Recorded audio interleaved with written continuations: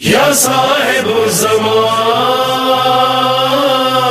یا وارث قرآن۔ شہداء ایام عزا کی مجالس کا سلسلہ جاری ہے، اور یہی مجلس ہے کہ جو ہمیں مقصد حیات کی طرف متوجہ کرواتی ہے۔ اگر یہ درسگاہ نہ ہو تو پھر شاید ہم اپنی زندگی میں دنیاوی ترقی تو کر لیں گے، لیکن اپنے باطن اور اپنی روح کو ترقی پر نہیں پہنچا سکتے۔ پوری دنیا میں بہرحال روح کی ترقی کے لیے ہر مذہب جو ہے اپنے انٹرنل، اپنے اندر باطن کو سکون کرنے کے لیے اس نے مختلف عبادتیں رائج کی ہوئی ہیں۔ بدھسٹ جو ہے وہ اپنے طریقے سے پرستش کرتے ہیں، بت پرست الگ کرتے ہیں۔ ہر شخص ہر طریقے سے اپنے اندر کو سکون پہنچانے کے لیے، کیونکہ انسان کی فطرت میں پرستش لکھی ہوئی ہے۔ انسان کی جو فطرت ہے، جیسے آپ بولیں کہ بھائی صرف جو لوگ ایشیا میں رہتے ہیں وہ پانی پیتے ہوں گے، جو ویسٹ میں رہتے ہیں، نہیں، پانی پینا انسان کے بدن کی تشنگی کی ضرورت ہے، فطرت ہے۔ اسی طرح ماں سے محبت جو ہے وہ ہر قوم اور ہر قبیلوں میں، ہر رنگ میں پائی جاتی۔ کیونکہ انسان کی فطرت میں ہے۔ اسی طرح کسی کی عبادت کرنا انسان کی فطرت میں رکھا ہوا ہے۔ اب جب اس کو پیغام صحیح نہیں پہنچتا تو وہ پھر مختلف طریقے سے جو بھی اس کو بتایا جائے، جو بھی اس کو نظر آئے، اپنا اس کو معبود بنا لیتا ہے اور اس کی پوجا پرستش کرنا شروع ہے۔ اسی لیے پروردگار نے اپنے جس موجودات کو جب خلق کیا تو خود ہدایت کا نظام اپنے ہاتھ میں رکھا اور اپنے نبیوں کو، اپنے ہادیوں کو لوگوں کے درمیان میں بھیجا، اور پھر انسان کو اچھے اور برے کی تمیز سکھا کر بھی اسے متوجہ کرایا کہ اچھا کیا ہے اور برا کیا ہے۔ مگر ظاہر ہے جب پروردگار نے اس انسان کو ہدایت کے لیے بھیجا تو دوسری طرف جو ہے وہ جو دوسرا تھا کہ جس نے پہلے ہی قبول نہیں کیا تو اس نے بھی مہلت مانگی کہ بھائی جب تو اپنے ہادیوں کو یہ سب دے رہا ہے تو مجھے بھی دے۔ تو پروردگار نے شیطان کو بھی سب دیا، جو بھی وہ مانگنا چاہتا تھا، جو اسے چاہیے تھا وہ دیا۔ اسے کیا دیا؟ اسے سارے رذائل اخلاقی دیے، حسد دیا، کبر دیا، ریاکاری دی، غرور دیا، تکبر دیا، غیبت، یہ غلط چیزیں ساری کس نے اپنے اندر سمائی؟ شیطان کو ملی۔ مہلت بھی دی، وقت بھی دیا، طاقت بھی دی، تو یہ سلسلہ چلتا چلتا چلتا اور چلتا رہا۔ یہی وجہ ہے کہ میرے چھٹے امام، امام جعفر صادق علیہ الصلوۃ والسلام،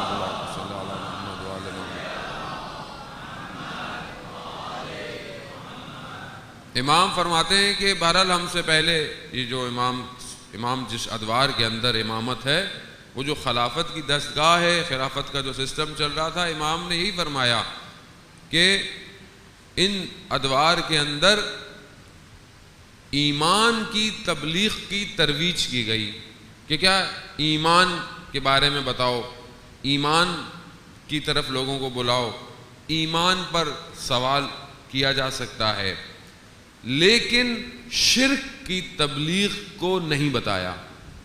شرک پر سوال کرنا منع تھا، شرک کے بارے میں نہیں بتایا، اور یہی وجہ تھی کہ شرک کے بارے میں نہ پتہ ہونے کی وجہ سے یہ نہیں پتہ چلا مسلمانوں کو کہ کب وہ شرک کر رہا ہے اور کب وہ ایمان کی طرف جا رہا ہے۔ کیونکہ دیکھیں، جب آپ کسی اچھائی کو پہچانتے ہیں تو اس کی ضد کو پہچاننا ضروری ہے۔ خب میں آپ کو کیسے یہ کہوں گا کہ یہ جو پانی ہے یہ صاف ہے؟ کیونکہ ظاہر ہے آپ کو پتا ہو کہ گندا پانی بھی ہوتا ہے، پانی کے اندر جراثیم بھی ہوتے ہیں۔ لوگ منرل واٹر کیوں بیچتے ہیں؟ کیونکہ وہ بتاتے ہیں کہ بھائی جو پانی آپ پیتے ہیں وہ صحیح نہیں ہے، یہ پانی صاف ہے۔ ہر چیز اسی طرح پہچانی جاتی ہے۔ اپنے بہت ساری چیزوں کا وجود ظاہر میں نہیں ہوتا لیکن اپنی ضد کی وجہ سے پہچانی جاتی ہیں۔ تاریکی کا اپنا کوئی وجود نہیں ہے، مگر روشنی کا نہ ہونا تاریکی کو بتا رہا ہے۔ وہ روشنی نہیں ہے، وہ تاریکی ہے۔ وہ تاریکی کیا ہے؟ وہ جی روشنی نہیں تھی۔ روشنی کیا ہے؟ وہ روشن تو روشن ہو گیا، تاریکی نہیں ہے۔ اپنے ازداد سے، اسی لیے دشمن شناسی بہت مہم ہے کہ ہم دشمن کو پہچانے کہ دشمن کون ہے.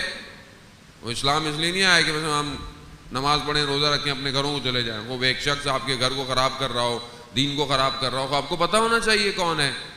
اسی لیے کیونکہ یہ جو سلسلہ چلا آ رہا ہے یہ اتنا کلوز چلا آیا, میں نے پہلے بھی عرض کیا کہ مومن کی خصلتوں میں کفار کی خصلتیں رکھ کر یہ سلسلہ اتنا قریب چلا گیا کہ نبی آئے ان کو جدا کرتے رہے مگر پھر یہ جڑ جاتا تھا. اب جتنی شدت سے جدا ہوتا تھا اتنی شدت سے یہ جڑتا گیا سلسلہ. جتنے شیاطین تھے ان کو شیطان کو اللہ نے اولاد بھی دی, اولیاء بھی دیے, ان کے ماننے والے بھی دیے, دوست بھی دیے, سب دی. اس لیے انسان کہتا ہے کہ اللہ جو ہے وہ جن اور انس شیاطین جو ہیں دونوں سے انسان کو پناہ میں رکھے. اب یہ شیاطین جو تھے یہ آسمانوں تک پرواز کر سکتے تھے, یہ جاتے تھے, خبریں لے کر آتے تھے. ایک وقت آیا کہ ان کا داخلہ بند ہو گیا عرش تک. اب جب شیطان کو پتہ چلا کہ اس کے کارندے نہیں جا پا رہے ہیں تو اس نے پوچھا کیا ہے, کہا سارے ملائکہ مکہ میں جمع ہوئے ہیں. تو وہ خود آیا مکہ کی طرف. جب وہ آیا تو حضرت جبرائیل نے اسے روک دیا, کہا تم نہیں. کہا کیا وجہ ہے, آخر ہو کیا رہا ہے؟ کہا پروردگار نے اپنی آخری ہادی کو بھیج دیا ہے دنیا میں. اب شیطان کہتا ہے کہ کیا میں نفوذ کر پاؤں گا, میں اس تک ورود کر پاؤں گا؟ کہا نہیں, بالکل نہیں. کہا اس کی امت تک؟ کہاں اس کی امت تک. کہا بس میرے لیے یہی کافی ہے. شیطان نے کہا میرے لیے یہ کافی ہے. اور اب اس نے کیا کیا؟ یہی تو فکر اور تفکر کی بات ہے کہ آخر اس نے یعنی خدا 1,24,000 پیغمبر اور پھر آخری رسول کو بھیجا اور اتنا سب کچھ کیا, اور شیطان نے کتنی طاقت لگائی کہ 60 سال میں منبر رسول پر یزید بیٹھ گیا آ کے. شیطان کی طاقت ہے. شیطان نے اپنا کام کیا. مسلمان کیا کر رہے تھے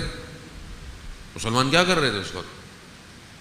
اسی لیے امام حسین علیہ السلام نے قیام کیا کہ نہ صرف اس چیز کو کاٹیں بلکہ قیامت تک ایک ضابطۂ حیات دے دیا کہ جب بھی باطل چہرے بدل کر آنے کی کوشش کرے وہاں تم حسینی ہو جاؤ. درود بھیج دے محمد وآل اللہم صلی علی محمد وآل محمد. نہیں, وہاں حسینی ہو جاؤ, حسینیت کے پرچم کو اٹھاؤ. ہم نے کہا ہم نے حسینیت کو زندہ رکھا ہوا ہے, میں نے پہلے بھی عرض کہا یہ حسینیت ہے جس نے ہمیں زندہ رکھا ہوا ہے. وہ اگر ہم پرچم نہیں اٹھائیں گے کوئی اور اٹھائے گا. اٹھا رہے ہیں لوگ حسینیت کا پرچم, مگر تمہیں اور ہمیں اپنی بقا کے لیے اگر بچنا چاہتے ہو باطل سے, باطل کے ورود سے, نفوذ سے, منافقت سے, شرک سے, ہر چیز سے, تو حسینیم کے علمبردار بنو اور اس کی تبلیغ کرو, اس ہدف کو آگے لے کے جاؤ. امام حسین کی مجلس کا صرف یہ ہدف نہیں ہے کہ مثلا آپ آئیں گریہ کریں اور چلے جائیں. خوب یقیناً رونا ثواب ہے, گریہ کرنا ثواب ہے. امام حسین کے گریہ گناہوں کو دھو دیتا ہے, چاہے گناہ صغیرہ ہوں, چاہے کبیرہ ہوں, چاہے کثیر ہوں, چاہے قلیل ہوں, جتنے بھی ہوں. لیکن صرف یہ ہدف نہیں ہے مجلس کا. مجلس کا ہدف یہ ہے کہ ہم اپنی زندگیوں کو دیکھیں کہ کیا ہم حسینی ہیں, کیا ہم امام حسین کے بتائے ہوئے راستے پر چل رہے ہیں, کیا ہم اپنے اور باطل کے درمیان میں فرق محسوس کرتے ہیں یا نہیں. مطلب جو دل چاہے کوئی بھی آئے جو بھی بولنا چاہے وہ بول دے اور ہم ثواب سے مجلس سنتے رہیں. یہ جی ثواب کما رہے ہیں, آپ ثواب کما رہے ہیں, یہ ثواب لے کے کہاں جائیں گے؟ ثواب کہاں لے کے جائیں گے مجھے بتائیں. ثواب کیش کہاں ہوگا؟ میں آپ کو کوپن دوں بہت سارے, آپ بولیں قبلہ ان کوپن کا, میں نے کہا ایک دکان ہے وہاں پر ان کوپن سے آپ کو سامان ملے گا اور آپ کوپن جمع کرتے رہیں, مگر میں آپ کو دکان میں جانے کا یا ایڈریس ہی نہیں دوں, پھر کیا کریں گے آپ کوپن لے کے؟ اب آپ بولیں جی ثواب مل رہا ہے. ثواب کہاں پر یہ کیش ہوگا؟ وہ جنت میں ہوگا. وہ جنت میں داخلہ کس کو ملے گا؟ شرائط ہیں, وہ ایسے چلے جائیں گے جنت میں. اور جس جنت کا سردار امام حسین ہو, تو آپ بہت سارے ہمارے دوست احباب یہ پڑھ لیں وہ پڑھ لیں، سبحان اللہ پڑھیں، جنت میں درخت لگ جائیں گے. خوب درخت تو لگ جائیں گے، ان درختوں سے پھل کھانے کے لیے جنت میں تو جانا پڑے گا.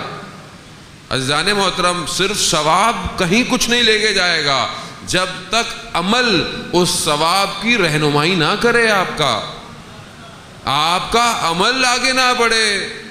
مگر لوگ اسلام میں داخل ہوئے ثواب کمانے کے لیے. جنہوں نے ثواب کمانا تھا ان کو ثواب مل گیا، جنہوں نے مال غنیمت تھا ان کو مال غنیمت مل گیا. مگر جو رسول کے گرد پروانہ وار گھومتے تھے وہی کامیاب ہوئے. عشق رسول محور رسول ہے.